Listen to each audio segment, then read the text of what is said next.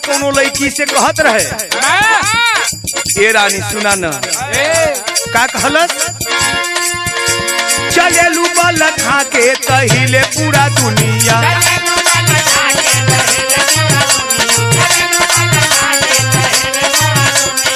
जान मारे गोरी कमर कर धनिया,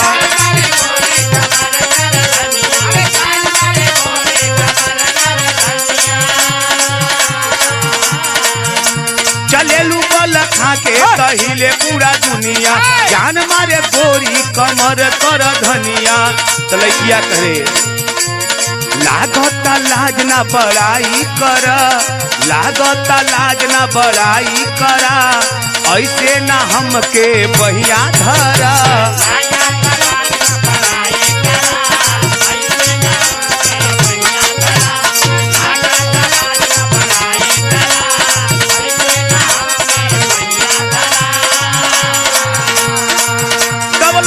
समझावत बारू तू भी जोड़े आइटम, बारू तू भी जोड़े आइटम, आज हम बुझनी झकोरा मार झूलनी, साड़ी लहराए हो झकोरा मार झूलनी,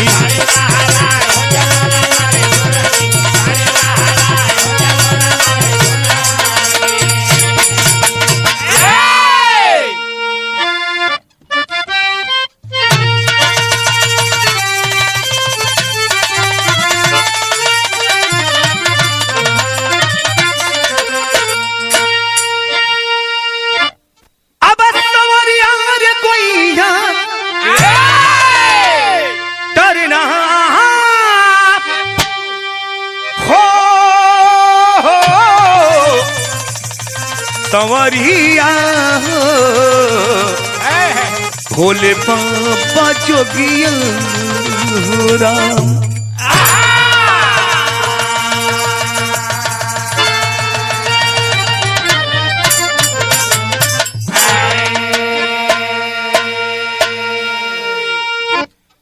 सर्वप्रथम विरहा के मर्मज्ञ विद्वान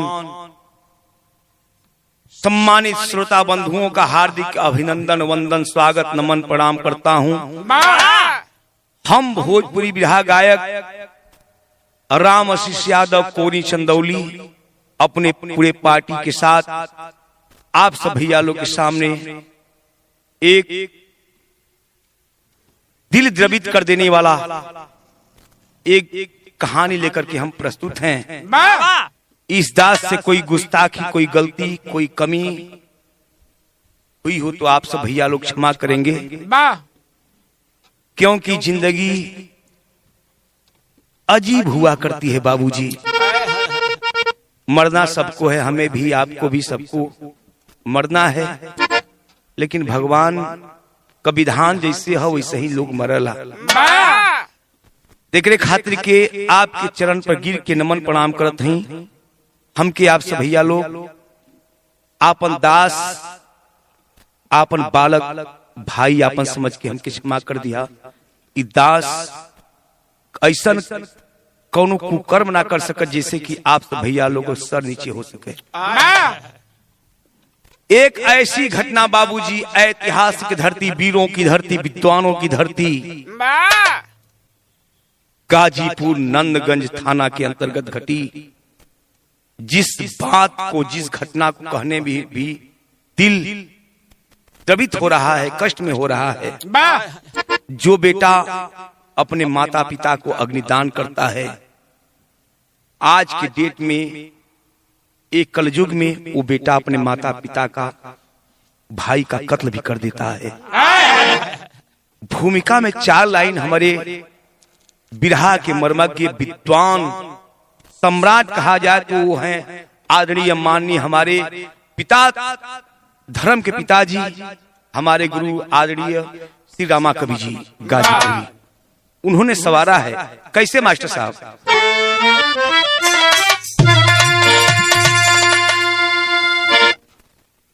तारना रे गोइया रे ईश्वर की अनुकंपा असीम होती, को मिलता है जन्म जग में निराला, भजन भाव भगति से मिलती है मुक्ति। कोई झूमता जा मगन माधुशाला, औलाद अपनी होती प्यारी सबको, माता पिता पाल ते साज सपना, नहीं जिंदगी है सुरभित यहाँ पर, किसे मालूम बेटा होगा कातिल अपना।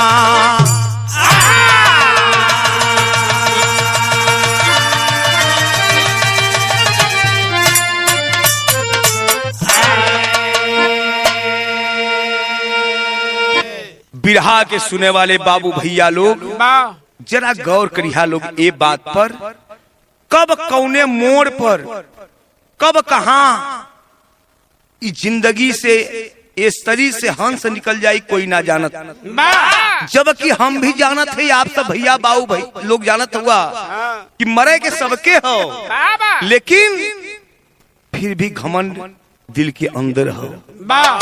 गौर करिया कभी ऐसा परिस्थिति आ जाला कि इंसान के पहचानला कि हमार हो कि ना हो। यहाँ बिरहा में एक लाइन कव्वाली लगत हो,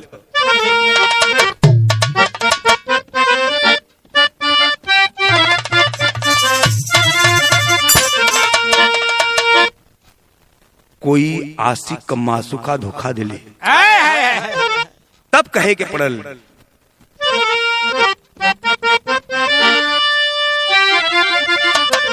अरे मेरा महबूब, अरे मेरा महबूब, मेरा महबूब मेरे साथ बड़ा चाल किया, मेरा महबूब मेरे साथ बड़ा चाल किया।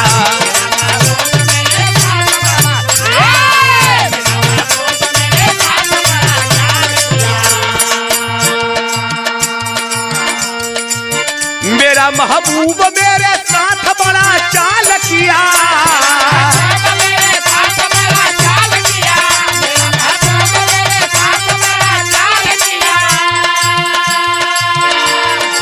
अरे मेरा महबूब मेरे साथ बड़ा चाल किया, चाल किया, चाल किया। प्यार मांगा था, प्यार मांगा था, प्यार मांगा था, झोली में गम को डाल दिया। अब ये बाबू का बात है,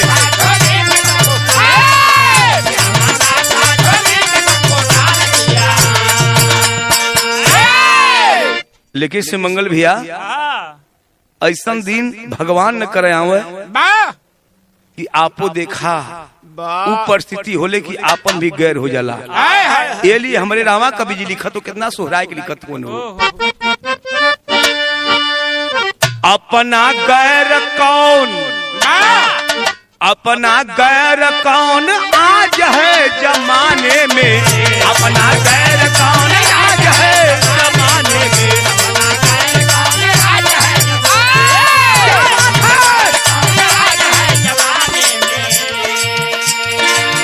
अपना गैर कौन आज है जमाने में,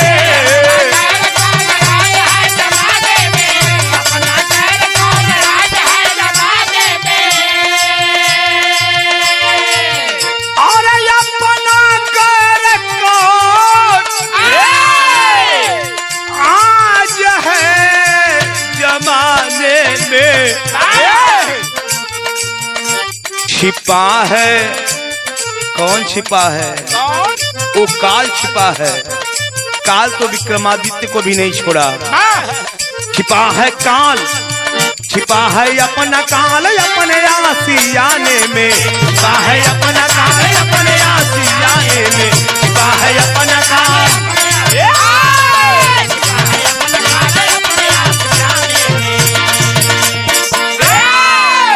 कितना सुंदर बात प्रकाश भैया लिखल कवि जी हो।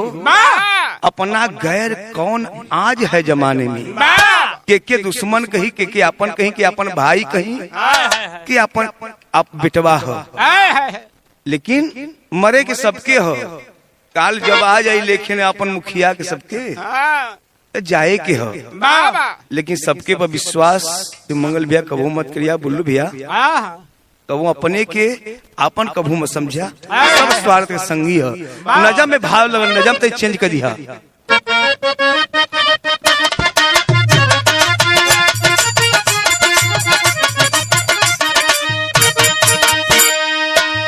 इस सबके खातिर कवि जी लिखलन, दूध पिलाओगे तो नाग का बढ़ेगा जहर। नाग के दूध पीवा तो का जहर बढ़ी की घटी। दूध पिलाओगे तो नाग का बढ़ेगा जहर, ज्यादा सराहोगे तो बच्चे भी बढ़ेंगे कहरी।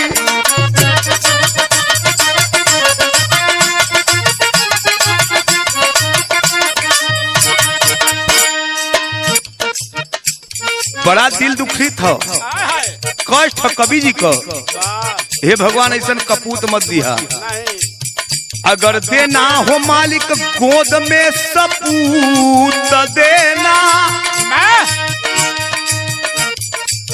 अगर देना हो मालिक गोद में सपूत देना, बाज बाजी नहीं अच्छा रहना ना कपूत देना।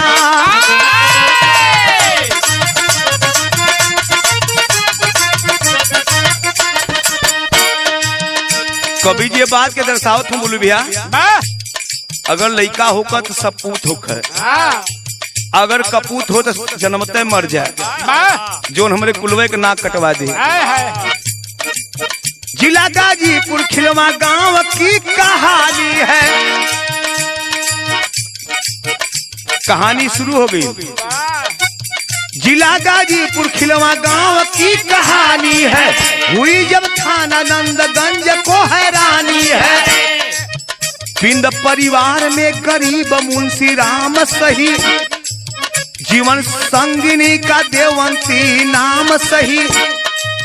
राम आशीष और आशीष दो बेटे सुंदर, छोटे बेटे आशीष की अभी 16 की उम्र। गांव की लड़की ममता,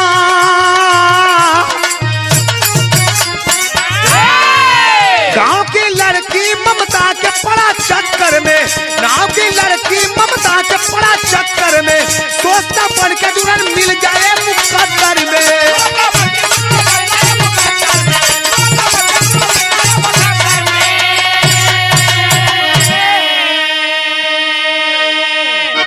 ए भैया कहानी बहुत दूर का ना बा, हमहन के आस पास का बा।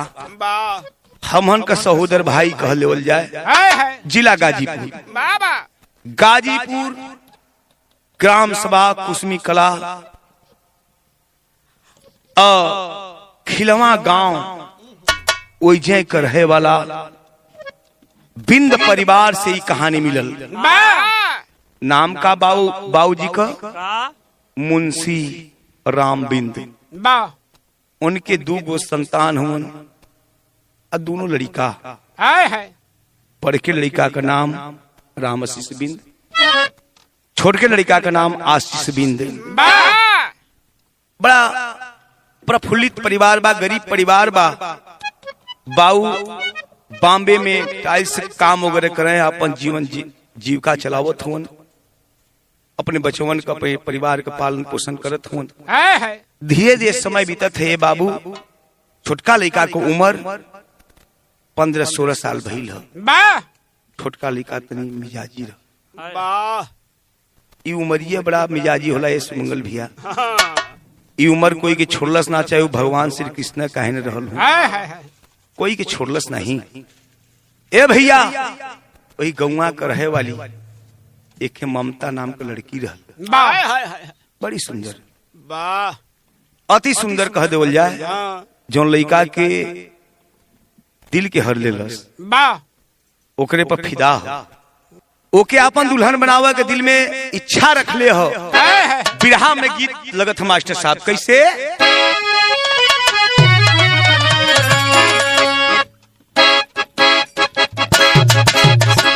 बात बता दिया, मिजाज में रहे, मिजाज में रहे।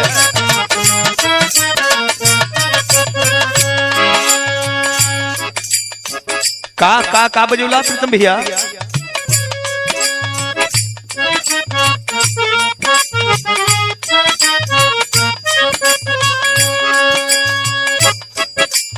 हो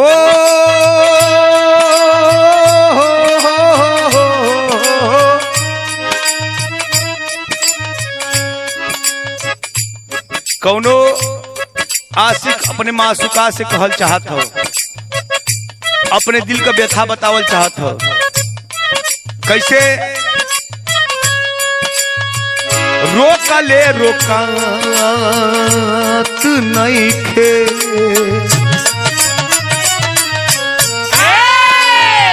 रोकले रोकात नइखे, आँखिया से नीर रे,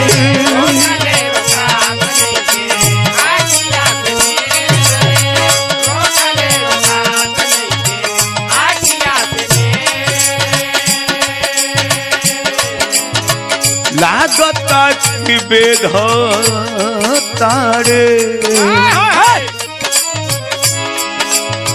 लागता कि बेध तारे देहिया में तीर रे, ओ हो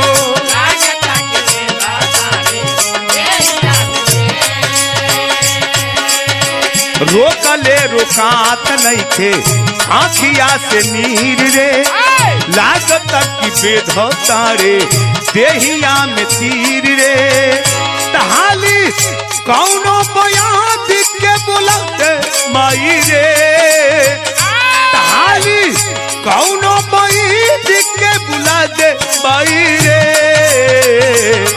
बिना जान के जियाला नहीं जाई हमके, सुइया जहर के लगवा दे माई रे, जियल नहीं जाई हमके,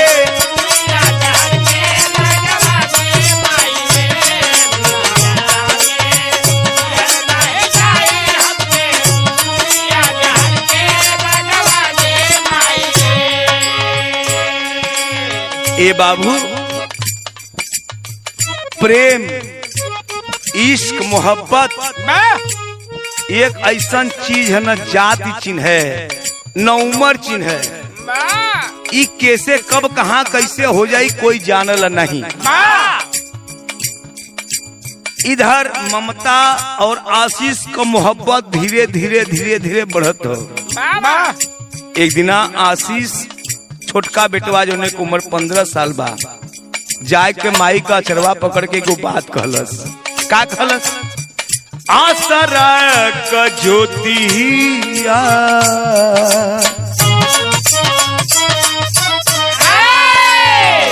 बोला आशीष धोई माई के अचरवा,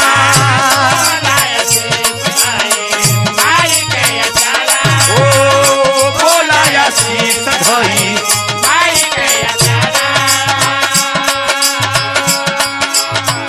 कहियाल रहिए मोरी माई,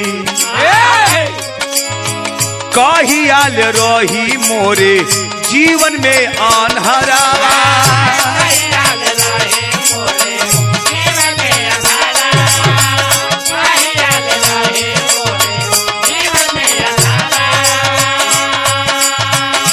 बोला आशीष धोई माई के अचरवा, कहियाल रही मोरे जीवन में अनहरावा, आसरा का ज्योतिया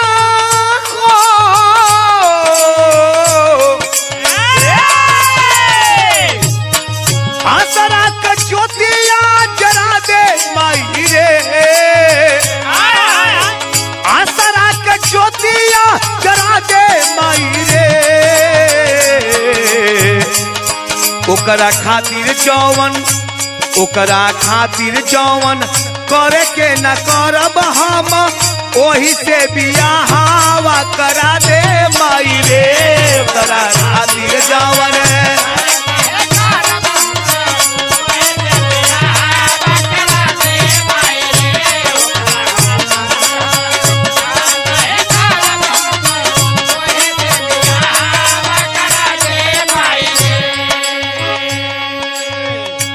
एक दिन वहां आशीष गई कलश की माई रे।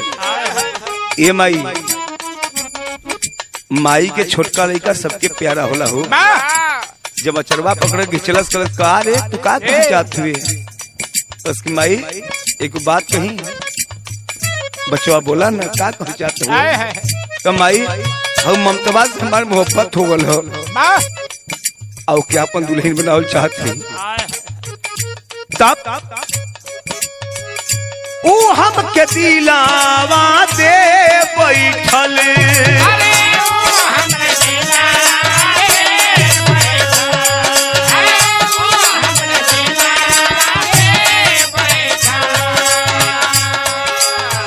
हमरो पे दिलावा के ले बैठल।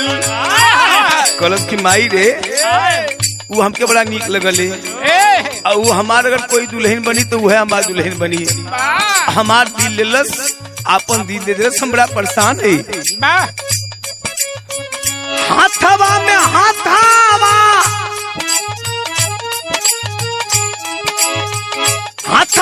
हाथावा धरा दे माई रे। हाथवा में हाथावा धरा दे माई रे। ओकरा खातिर जौवन करे के न करब हम ओही से बियाहवा करा दे माई रे।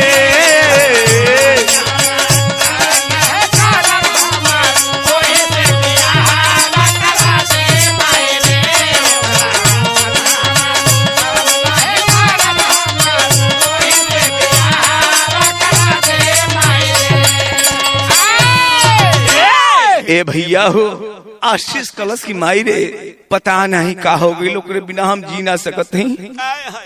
काहे न माई हमारी बिहवा करा देती। माई समझावत अपने बचवा आशीष की का समझावत थी। बिरहा में गीत चेंज हो गई।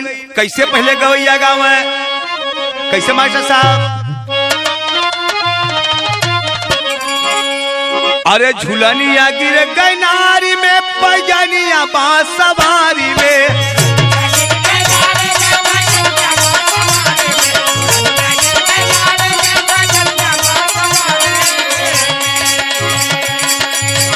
बिल्कुल पहले का गीत है मंगल भैया प्रकाश भैया। आजकल की नईकी आवत इधर से आवत इधर खत्म हो जाती है। लेकिन बारे पहले का हमन का पूर्वज दादा बाबा लोग कैसन गीत है के ध्यान डालो। झूलनिया गिरे गैनारी में बजनिया बांसवारी में।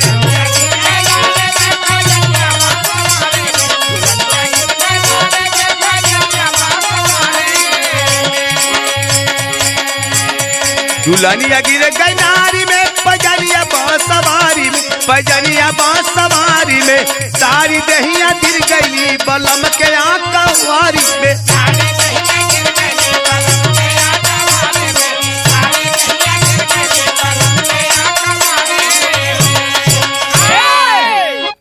माई कहनी बचवाए के बात हमार सुनला का कहती माई हो। माई कह मारा ना कुल्हाड़ी जान पौआ में।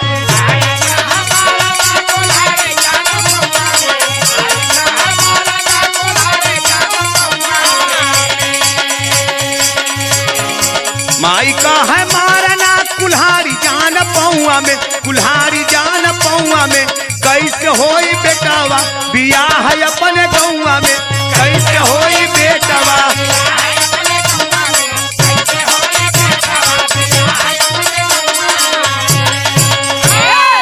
माई कले की बचवारी करे ई हमार गाँव हो। ई ममतबा हमरे गौए के है। तोर बहिन लगी रे माई समझावत थी, अरे काहे के पियत बाड़ा घोर लोक लाज के,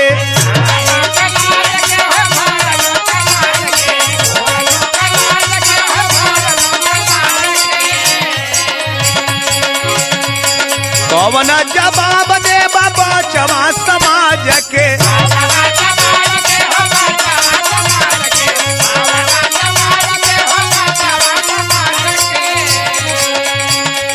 दागिया लगावा जानी खानदान नौआ में, दागिया लगावा जानी खानदान नौआ में, दागिया लगावा जानी,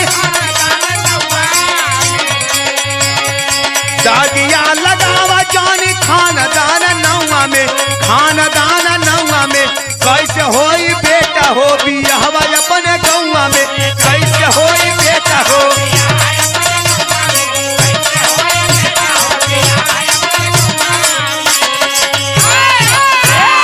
माई कहलिन की बचवारे लोक लाज समाज के देखत हुए, कोई तो दुआरे का पानी पियब दुश्वार कर दे, कोई तो दुआरे पर आई नहीं। तब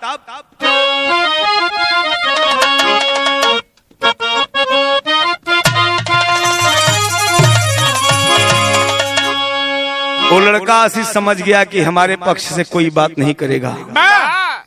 तब मिला नामा चोरी चोरी होवेला, अरे मिला नामा चोरी चोरी होवेला, पद गए प्रीत का डोरी चंदा और चकोरी, मिलनवा चोरी चोरी होवेला, बंध गए प्रीत का डोरी चंदा और चकोरी। आशीष जवन हुवन सोचा लगलन कि हमारे पक्ष से कोई बातें करे वाला ना हो। ए बाबू, एक बार नहीं 3 बार पंचायत और ग्राम सभा में हुई। लास्ट में न तो लड़की पक्ष के लोग तैयार भइलन, न तो लड़का पक्ष के लोग तैयार भइलन। पंचायत करता लोग कलन के ईसा ऊपर लड़की के बरदला, वो ऊपर लड़का के बरदले, आपन जिंदगी जिया लो। लेकिन बाबू हवस हुस्न की चाहत में, अरे हवस हुस्न की चाहत में आशीष आपा खोया है।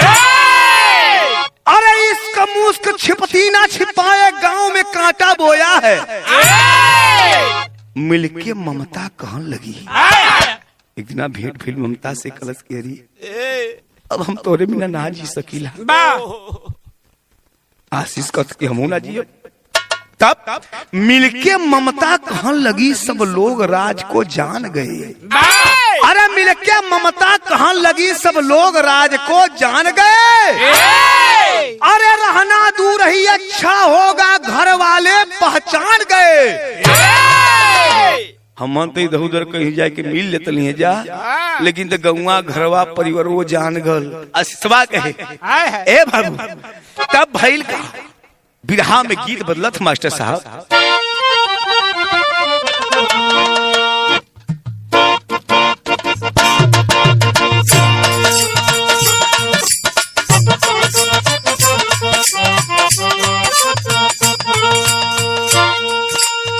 दोनों आपस में बात करते हैं, प्यार में पागल दोनों,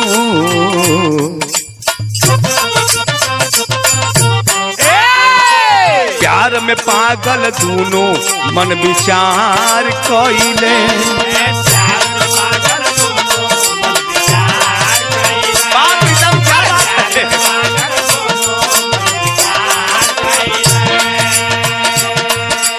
एक दूजे से शादी का इकरार कइले।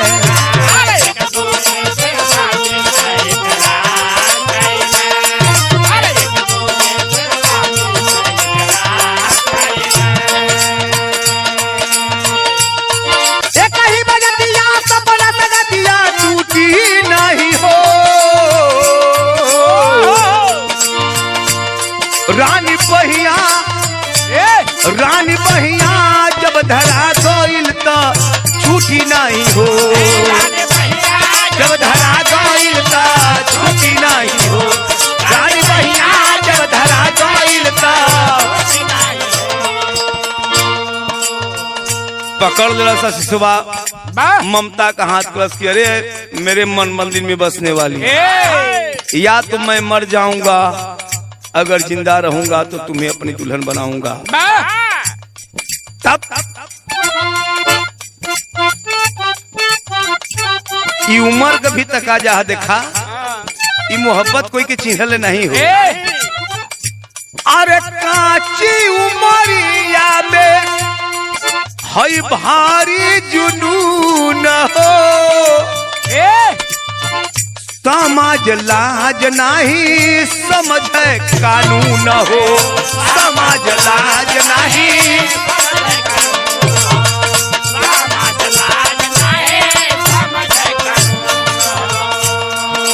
बने दुश्मनमा क्या हुए खजानवा, बने दुश्मनमा क्या हुआ खजानवा लूटी नहीं हो। रानी बहिया रानी बहिया रानी बहिया जब धरा गइल त छूटी नहीं हो।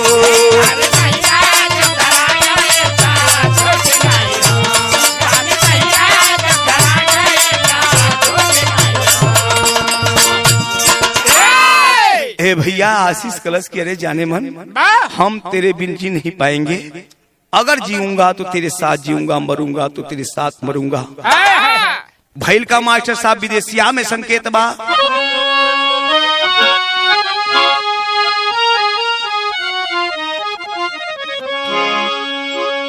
अरे घर के भोजनावा में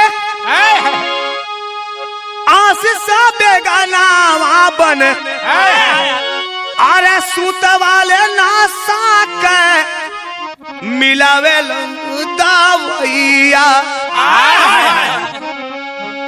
कैलस का अब आशीष के दिमाग खुराफा था। घर का जोन भोजन बने उमर लिया के चोरी से नींद वाली गोली ढल लगल। आ चोरी चोरी ममता के घरवा में बोलावे लागल, अरे माई और भाई के टूटे ना ओ हैया। और जब नींद के गोली डाल दे माई, अब भैया दुए थे बाऊ तो बाड़े बम्बई, माई भैया सुतल हुअन। आशीष अपने प्रेमिका में ममता के लेके आराम से ऐसो आराम की जिंदगी जियत। अरे कराता देववंती नाही भोजना कैली, आ देखल हली खेला कुल आशीष को कमैया। तब फोनवा से बात कई के मुंशी के बोलौली घरे, आ बम्बई से आइले समझावा पासा मंगिया। एक रात में देवंती खाना बना के रख दिली, उलिया के नींद वाली गोली डलस, लेकिन देवंती देखत नहीं, माई देखत ना है। इच्छा ना बनल अंदर से खाए को। माई जाके सुत गलीन, के तो पता ना बा। जाके देवंती सुतलिन, भाई राम आशीष सुतलन, और आशीष अपने प्रेम का ममता के बोलुलस। एक रूम में लेके सुतल हो, अचानक आवाज आई, माई देवंती उठलिन कलिन के, अरे हमरे घरवा में आहू कैसन आवाज आवत। तो गलीन जब देखा है अपने छोटे बेटवा आशीष का खुराफात देख करके वो अवाक रह गई कि माँ बेटा एक मेरा घर में बैठा है और छोटे बेटे की रस्म। तब फोन करके अपने सैया मुंशी बिंद से कहने की सैया हो ऐसा 2-4-10 दिन खाते घरे आ जाता, अपने छोटका के समझा देता। बाऊ आयल होन घरे, आज जब बाऊ घरे आइला ना, अपने बचवा के समय पाके आशीष के समझावत होन। का समझाओ तो बिरहा में गीत लगल,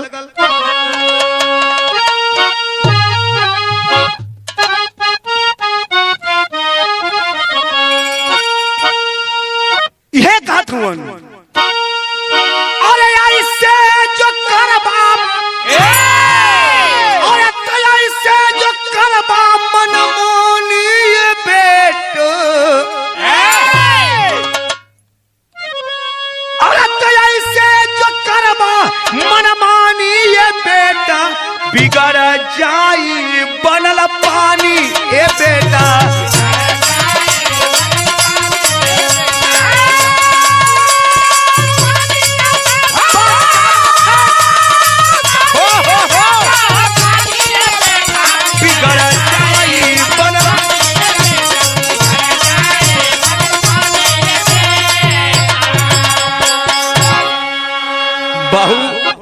मुंशी बिंद एक गलवा पे एक तमाचा मलक करे पागल, तो के ना समझ आता कि हमारे भी कुछ इज्जत है, सम्मान है, मर्यादा है।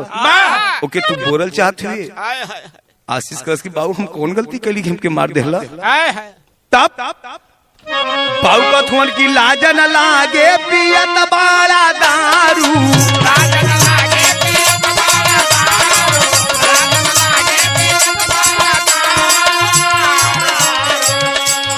भाव कलल की करे तो उमर दारू पिए कह। अरे लाज न लागे पियत बूढ़ दारू, यही उम्र में चाह में हरारू।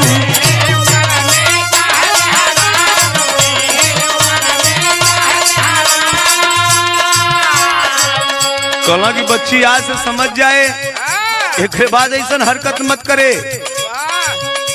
अरे लाज न लागे पियत बूढ़ दूर, आए ही उम्र में चाहत,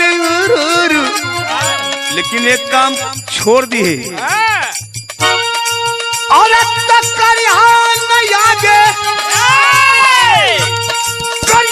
जागे नदानी ये बेटा बिगड़ जाई बनल पानी ये बेटा।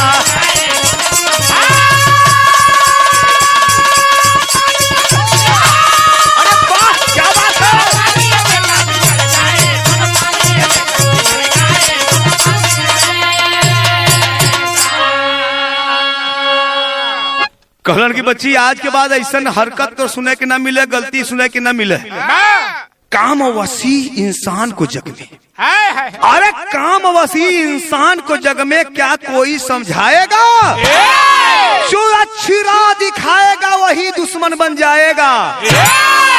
यही सब किसी को आप अच्छी बात बताएंगे तो उससे बुरा लगेगा। ना फर्क पड़ा आशीष को कोई, ना फर्क पड़ा आशीष को कोई मन में अपने ठाना है, और किसी हाल में ममता को अपनी दुल्हन बनाना है। कलश के फर पड़े आई माई बाऊ कोनो मतलब नहीं है। बार बार सोचे आशीष, अपने मनवा में सोचत हो कि लहन के कले अपने ममतवा के छोड़ दे, लेकिन भइल का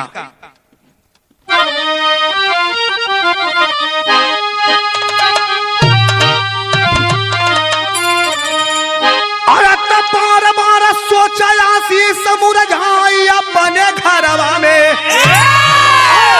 बार बार सोचा आशीष मुरझाई अपने घरवा में। अब मुदई भइल माई बाबू भाई अपने घरवा में।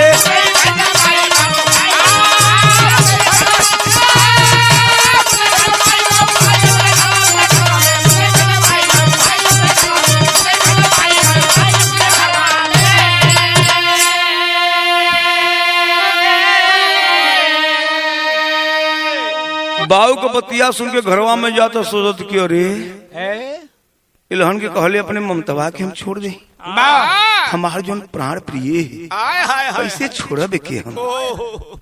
लेकिन बाबूजी काल जब कपारे पर चढ़ जाला हो तो कोई के ना छोड़।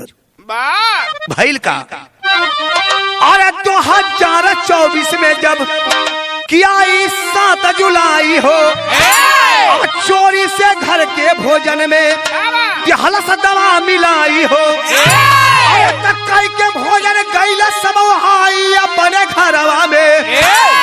और किया ना भोजन आशीष घात लगाई अपने घरवा में।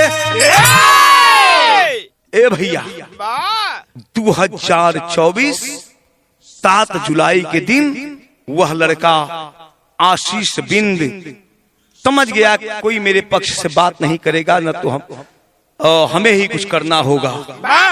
तो तो लास्ट में जाकर किया क्या, 7 जुलाई के दिन जो भोजन व्रत में वही भोजन मिल जाए के नशा के दवाई, नींद के दवाई डाल दिलस और दाल के कैलस का बाबूजी आल्हा में संकेत बा।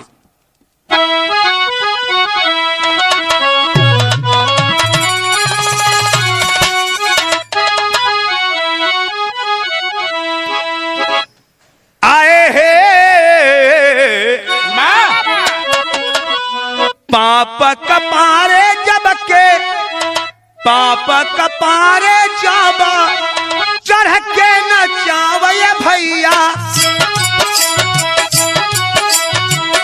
मादा हो तो होई के नाचेला संसार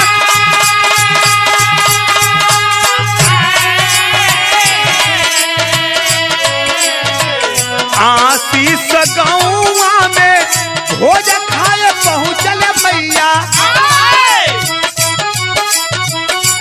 जहाँ आर्केस्ट्रा नाच रंगता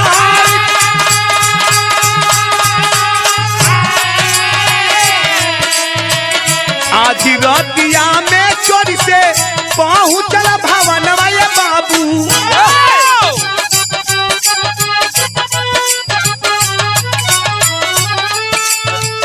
तेज करके रखले रहल खुरपी धारादार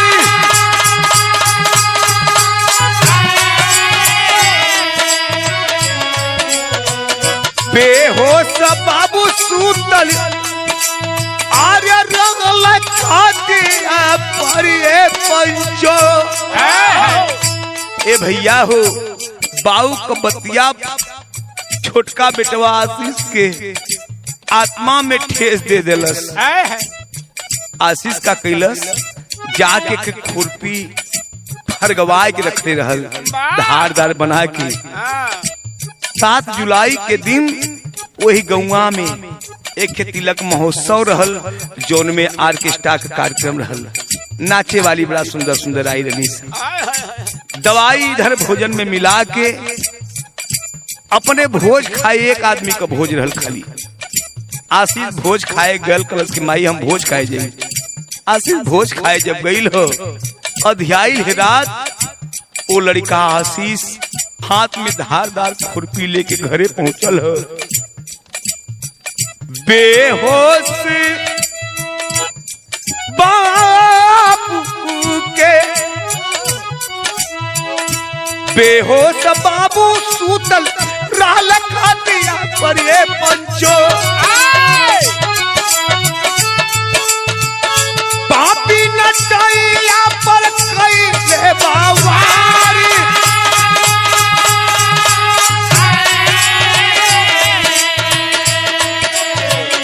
खटिया से गिर के हो बाबू मारी गईले भैया माई के पास फिर पहुंचल हथियार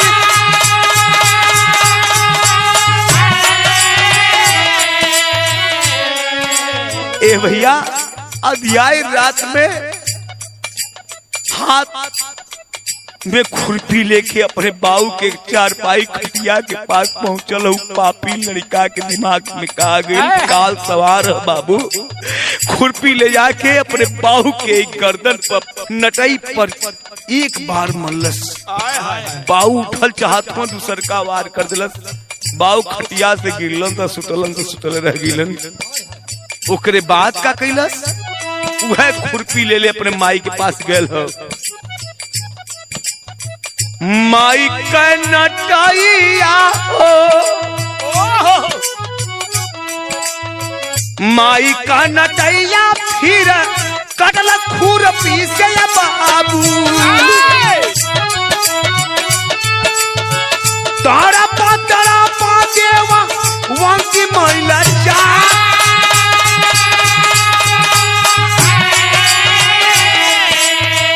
वह खुरपी ले ले अपने माही के यहाँ गए लगाए कोई लटई पर मल्लस धारदार खुरपी से बाबूजी गर्दन में एक ऐसा नस चौने की अगर दबा दो जाते इंसान का मृत्यु हो सकल। माई भी खटिया से गिर के मर गई। तीसरका वार कर जात कहा जात रामाया शीस जहां भैया सूतर रहला बाबू पहुंचाया शीस खून सिरा पर सवार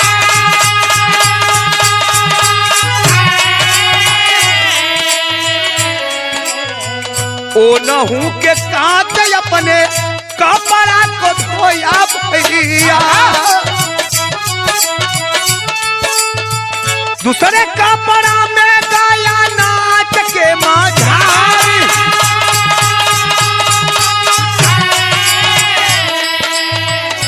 ए भैया हो माई का कत्ल कर दिलस बाऊ का कत्ल कर दिलस अंदरमा घरवा के अंदर भैया रामसी सुतर रहल वह खुरपिया खून लगल लहू लगल खुरपी लेके घरे में पहुंचल आ जाके जैसे ही भैया के नटैया पर वार कैले ह भैया भागल चाहत हुआ आके चौकठवा पर गिर गइलन तब तक आशीष जाके 3-4 बार वार कैलस भैया रामसीस भी सुतलन तो सुतर रह गिलन तब का भइल बाबूजी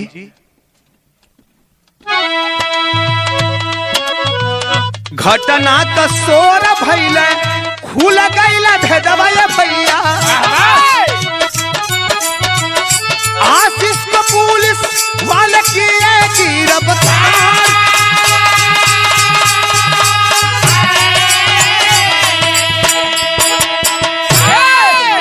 ए बाबू 2 बजे किसी के माध्यम से नंदगंज थाने पे एक खबर लगी है पूरे प्रशासन के अधिकारी लोग पहुंचे हैं वहां पे जाकर के तीनों लाश को उठाते हैं और संदिग्ध में सबके ऊपर नजर उठाते हैं लास्ट में नजर गई जब ये बात खुली कि लड़का किसी से मोहब्बत करता था तो आशीष बिंद को पकड़ा गया और जोर जबरदस्ती जब किया गया तो लड़का कबूल कर लिया कि हाँ सर हम ही गलती किए हैं हम ही अपने माता पिता भाई का कत्ल किए हैं हुआ क्या बाबूजी आखिरी भाव लगल हो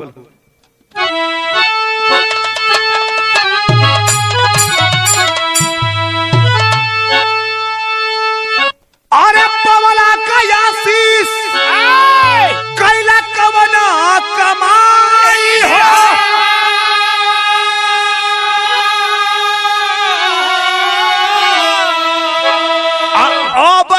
भेटई है ए बाबू बना भेटई है अमाई बाबू भाई हो या बना भेटई है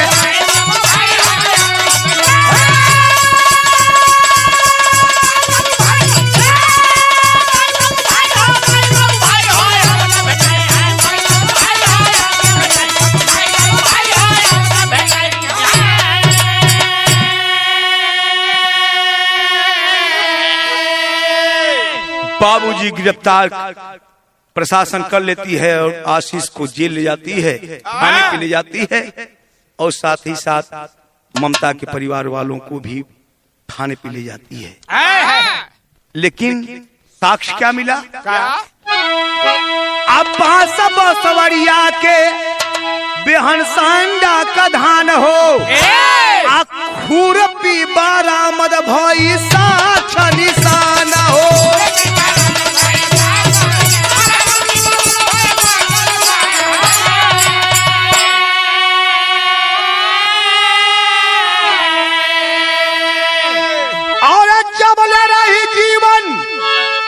मन सताई हो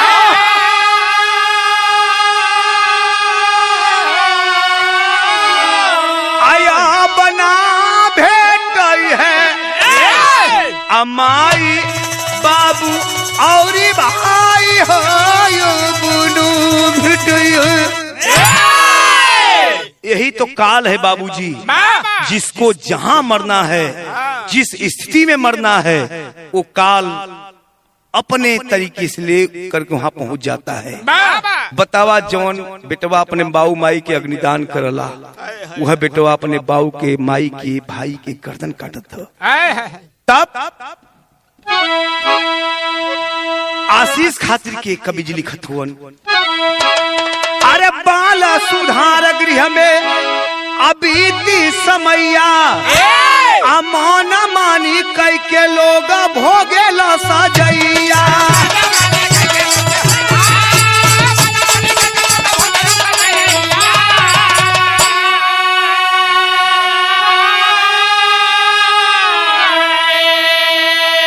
और तबरी था होला मानो चल में खुनवा बहाई हो,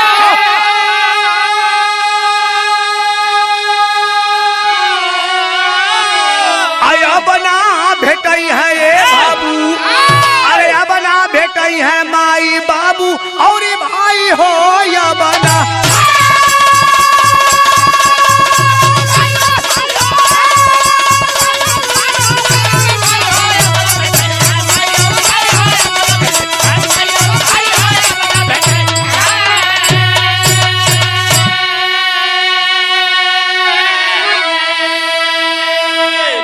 वो लड़का 15-16 साल की उम्र में इतना बड़ा कदम उठा दिया और लास्ट में नाबालिग के चलते उसे बाल सुधार गृह में रखा जाएगा। जब उम्र हो जाएगी तो लास्ट में सजा भी भोगना होगा। तो जिंदगी तो ऐसे ही तबाह हो गई। खानदान का परिचय लगल बाबू। गुरु गणेश गुरु रामलाल गए स्वर्ग में बच्चन पावन, रामलाल चंद्रिका कवि पुजारी राम खिलावन।